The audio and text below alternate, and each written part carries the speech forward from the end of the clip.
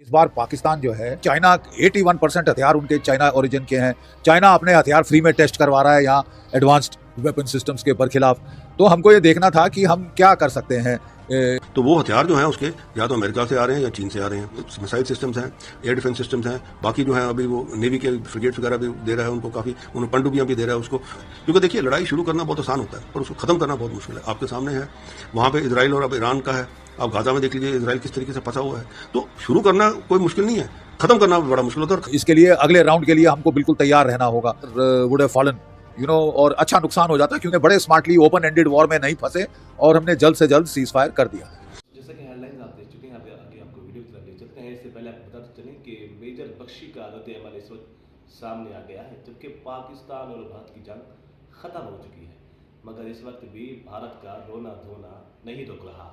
अब मेजर बख्शी का कहना है कि पाकिस्तान और चाइना ने मिलकर हमारे पूरे भारत को तबाह कर दिया है, जिसकी इस वक्त चीखें आसमान तक पहुँच रही हैं। आगे आपको वीडियो की तरफ ले चलते हैं। नमस्कार, प्रभास अक्षर न्यूज नाटक और आप सभी का स्वागत है।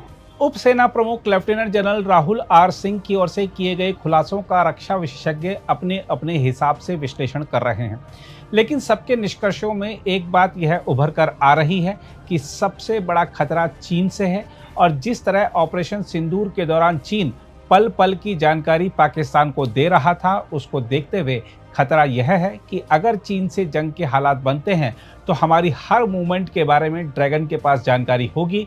इसलिए हमें अपने संसाधन और रणनीति में और कुशलता की जरूरत है।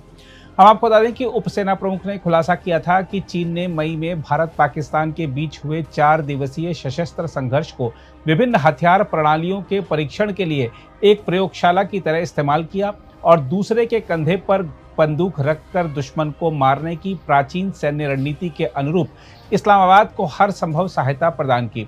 वरिष्ठ सैन्य अधिकारी ने कहा था कि पाकिस्तान जहां सिर्फ सामने नजर आ रहा था, वहीं चीन पर्दे के पीछे से अपने सदाबहार मित्र को हर संभव सहायता दे रहा था और तुर्की भी इस्लामाबाद को सैन्य साजोसामान की आपूर्ति करके प्रमुख भूमिका निभा रहा था। उन्होंने कहा कि 7 से 10 मई के बीच हुए संघर्ष के दौरान भारत वास्तव में कम से कम 3 शत्रुओं से निपट रहा था।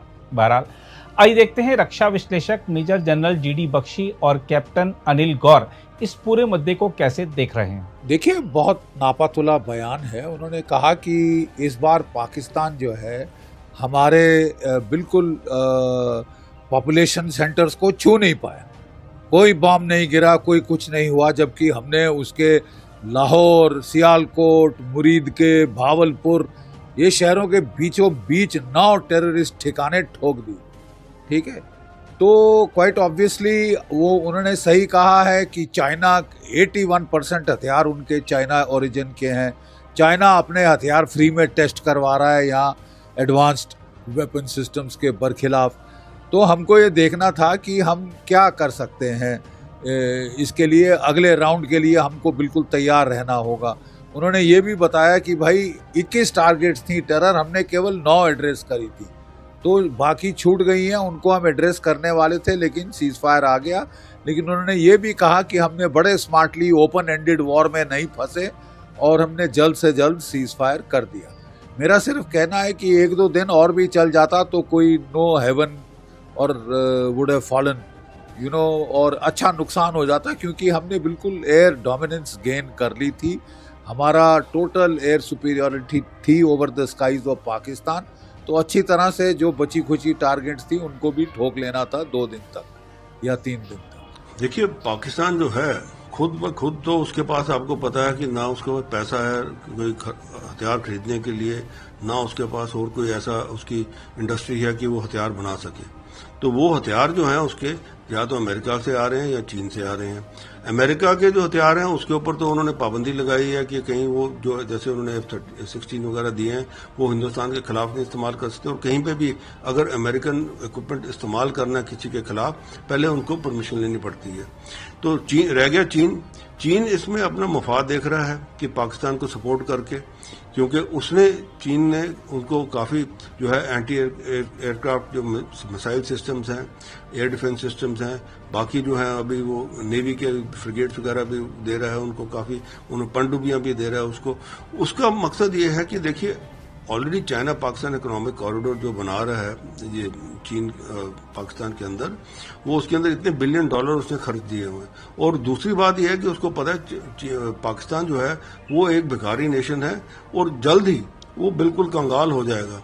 तो वो चीन का 5th प्रोविंस बड़े आराम से बन सकता है, क्योंकि और कोई तरीका रहेगा नहीं उसके बाद। जैसे आपने देखा कि श्रीलंका ने अपना पोर्ट दे दिया, बाकी जो है देश जिनका कर्जा हो गया था चीन के साथ, उन्होंने भी अपनी जगह दे दी कि हाँ जी आप 100 साल तक इसको कर ले।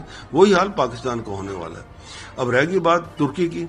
तुर्की में जो एक प्रॉब्लम है, वो जो एर्डोगन है वो अपने आप को खलीफा मान रहे हैं कि मैं जी मुस्लिम ममालिक का जो है खलीफा, जो ऑटोमन एम्पायर का जो कैलिफेट होता था वो वापस उसको रिस्टोर करने के चक्कर में है। और वो रेस्टोरेशन किस तरीके से है कि वो जो देश हैं उनको अपने ड्रोन या उनके वो दूसरी चीजें जो हैं वो दे रहे हैं। तो ये जो चीज है ये हमें पता है। अब पता होने के बाद में ऐसा होता है ना, देखिए अगर आपको इन्फॉर्मेशन है कि दुश्मन क्या कर रहा है तो आप उसके काउंटर मेजर ले सकते हैं।